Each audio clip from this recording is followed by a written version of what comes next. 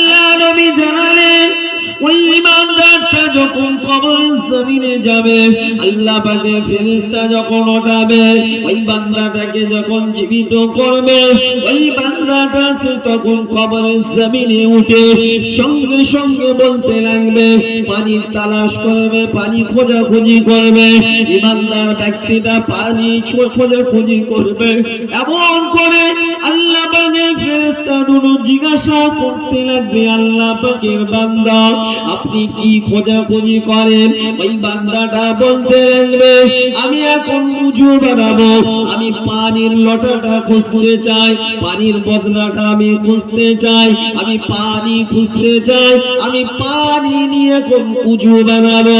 আমার মনে হয় এখন আসরের সময়টা পালিয়ে যাচ্ছে, আসরের নামাজটা আমি ওই বান্দা আমার পড়া হয় না, কাজা হয়ে যাবে, সূর্য ডুবো ডুবো অবস্থা হয়ে গেছে, আমি এখন পানি খুঁজছি, একটু উজু বানিয়ে নিয়ে আল্লাহ পাকের আসরের 4 রাকাত ফরজ নামাজটা আমি আদায় করব।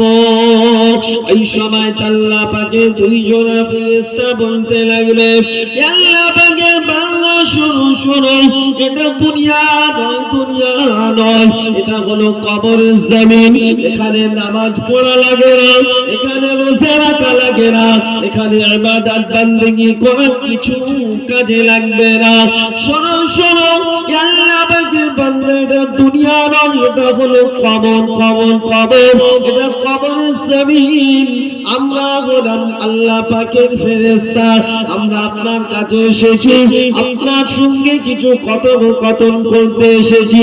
শোনেন শোনেন, আল্লাহ পাক আপনাকে মৃত্যু দিয়ে নিয়েছে, আপনি দুনিয়ার জমিন থেকে কুল্লু নাফসিন যায়িকাতুল মাউত, আপনি মাউত নিয়ে নিয়েছেন, এখন দুনিয়া ছেড়ে দিয়ে আপনি এখন কবরের মানুষ হয়ে গিয়েছেন।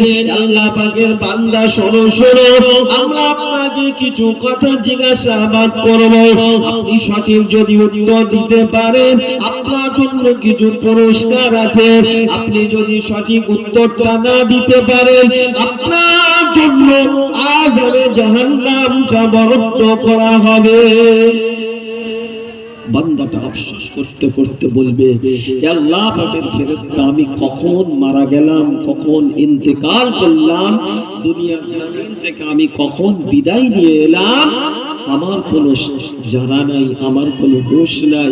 আমি ভাবছি এখন আমার মনে হয় দুনিয়ার জমিনের আসরের সময় মাগরিব আসবে আসবে ভাব, আর আসর যাবে যাবে ভাব, এই অবস্থায় আমি অবস্থান করছি, তাই আমি পানির তালাশ করছি, উজু বানাবো, আল্লাহ পাকের ফরজ নামাজটা আমি আল্লাহ পাকের বান্দা আদায় করব। জোরে বলেন সুবহানাল্লাহ।